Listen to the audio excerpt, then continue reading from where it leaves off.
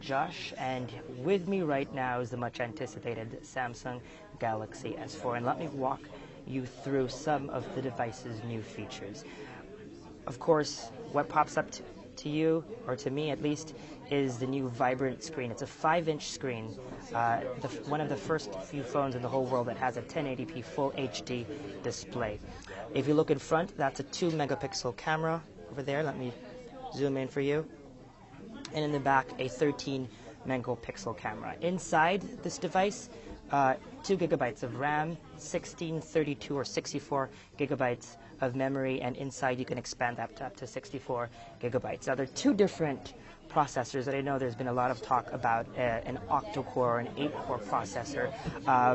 This device comes in 2 variants, one with an octa-core processor, 1.6 gigahertz octa-core processor, and another with a 1.9 gigahertz Qualcomm Snapdragon processor. Now, if you can see, Samsung really is branding this phone as a life companion, a phone that you can go through life with, and it's focusing on 4 different areas. They call it the 4 pillars, which they base the design upon. One is fun, second is creating relationships, next is being able to do life's tasks, and then last is health and wellness. So let me just run over some of the new features of the phone with you based on those 4 different things. So, interestingly enough, this device actually looks pretty much like the last Samsung Galaxy S3. But if you notice, the screen is much larger at 5 inches diagonally. They've actually reduced the bevel and made the screen larger. It does look much, much better. And while it does have the same plasticky feel, it's not as... it feels more sturdier in the hand compared to the Samsung Galaxy S3. I really, really like this aluminum bezel. I'm not really sure if this is aluminum or some kind of plastic, but I'm really digging the construction and the build of this phone, even though it's still the same plastic finish that we're used to. If you notice, TouchWiz has been revised ever so slightly. You dive into settings and it does look a little bit different. Settings are now sorted by connections, things about the device, and of course app settings are all here. This phone runs on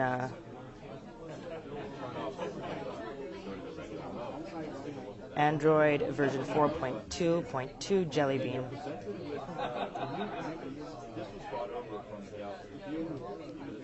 Now let's take a look at some of the settings. Some of the new features of this phone really is not what's on the outside, but what's on the inside. Let's take a look at camera. Now, if you notice, a couple of weeks back on Tech Wrap, if you remember, we featured the Samsung Galaxy camera, and it's actually borrowing some design elements or some software elements from that. If you see, there's a new mode button. Let me turn this off. There you go.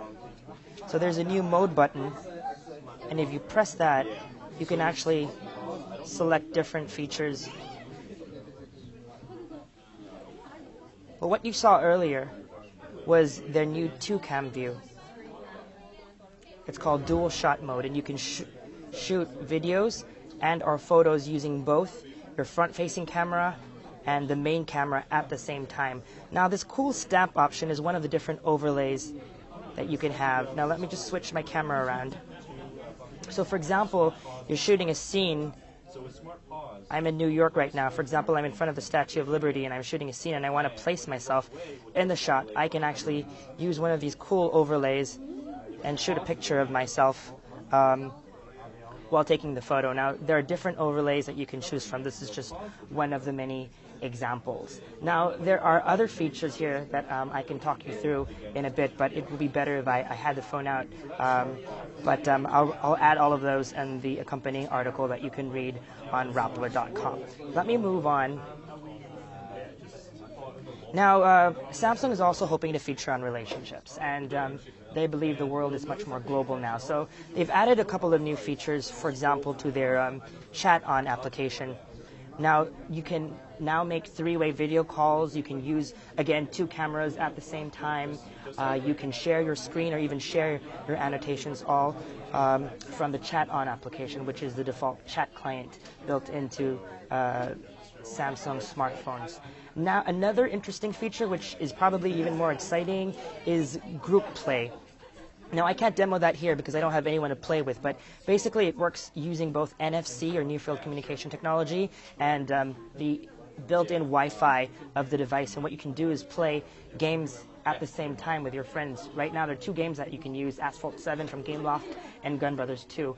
And it doesn't require any data connectivity, no wireless access point, and you can be able to play games together. You can also, using another application, listen to music together, so you can play all the same song all at the same time and hear a stereo experience. Now, this is probably one of the most exciting features. They call it Hover. And this is Flipboard, one of the third-party apps that uses the new AirView technology. Look at this Twitter app. Now, all I need to do is hover or put my finger over Twitter. Oh, that's loading right now. So let me do it over the technology section. There you go. And without touching the device, it'll give me the last three available articles. So I can just hover, pick an article like this one on the Samsung Galaxy S4, and jump to it. Do the same here on Twitter. Again, I can see the different stuff and then click into the article I want without touching the screen. This is perfect if, for example, I'm having breakfast or having a meal and I don't want to ruin my screen by touching it. That gestures also work with the browser. So, for example, let's go to Rappler.com. You can now scroll up and down using hand gestures. Of course, as you can see, it's not as quick or as responsive as you want it to be. But definitely it's a start, and probably with a little bit of getting used to, these gestures will come in really, really handy. Now, you can also use gestures when scrolling through pictures. So let's open my gallery over here. Okay. Again, you can scroll through images by just flipping through them. It's a wonderful experience. Again, this is perfect. I can imagine if you're eating some French fries and you don't want to smudge your screen, but you want to take a look at some emails or some pictures.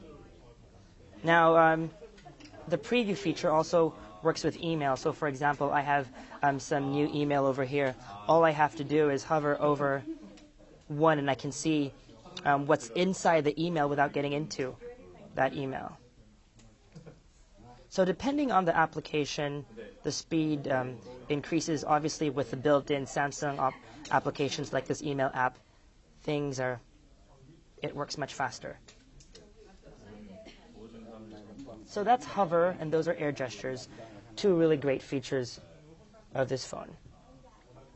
Now, another interesting feature is that they built has to do with health and wellness. Now, this phone has a built-in pedometer, and it can automatically calculate how much steps you've taken, how much stairs you've climbed, and it can graph that over time and give you some stats. It works with an app called S Health.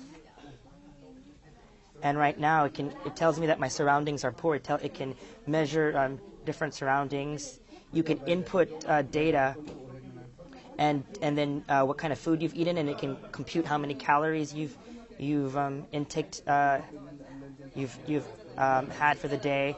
And then based on how much you've done, you can actually check how much calories that you've burned. And it comes with an optional accessory, an armband. So when you go running and you leave your phone behind, you can have the armband measure that data and take it for you. So specifics on region by region. So these are some of the features. Of course, that's another feature. This device, they haven't told us when it's going to be available yet and for how much, but we expect it to be available really, really soon. in the. So that is our hands-on review with the Samsung